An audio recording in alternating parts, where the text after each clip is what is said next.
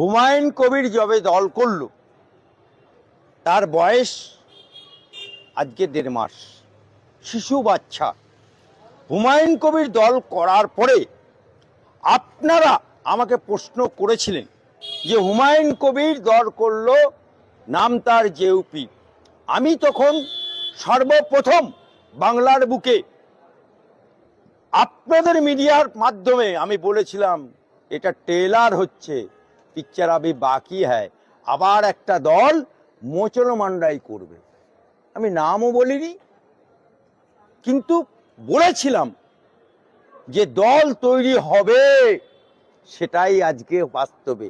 অর্থাৎ 1.5 মাস পূর্ণ না হতে হতে আবার একটা জেউপি 2 হলো। জেউপি 1 হুমায়ুন আর জেউপি 2। এবারে ঘটনা হচ্ছে, আমি দুটো দলের ক্ষেত্রেই বলছি, দুটোই মুসলমান।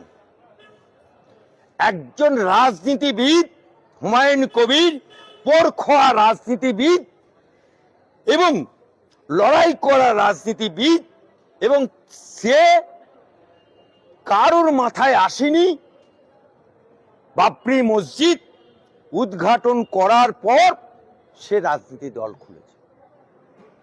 আর 2 নম্বর জেউপি রুহুল আমিন সাহেব, তিনি আইমা সামাজিক সংগঠন দীর্ঘদিন করার পর আজকে হুমায়ুনের কবিরের দেখা সাক্ষাতের পর 1.5 মাস পরে উনি একটা জেউপি 2 ঘোষণা করলেন। কিন্তু দুটো দলই রাজনৈতিকভাবে স্বীকৃতি হয়ে গেল। এতদিন আইমা বলতো আমরা সামাজিক সংগঠন, আমাদের কাছে কোনো পার্টি বলে কিছু নেই, আমরা শাসক দল হোক আর যে দলই হোক আমরা তার বিরুদ্ধাচরণ করতে পারি, সমর্থনও করতে পারি।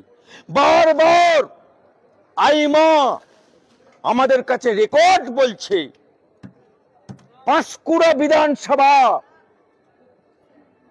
পাঁশকুড়া লোকসভা জেউপি 2, যেটা আইমা সামাজিক সংগঠন, তারা সমর্থন করত আন্ডারে তৃণমূলের লালিত পোষিত আইমা, আন্ডারে তৃণমূলের প্রসাদ খাওয়া আইমা, তারা এখন দল খুলল জেউপি 2।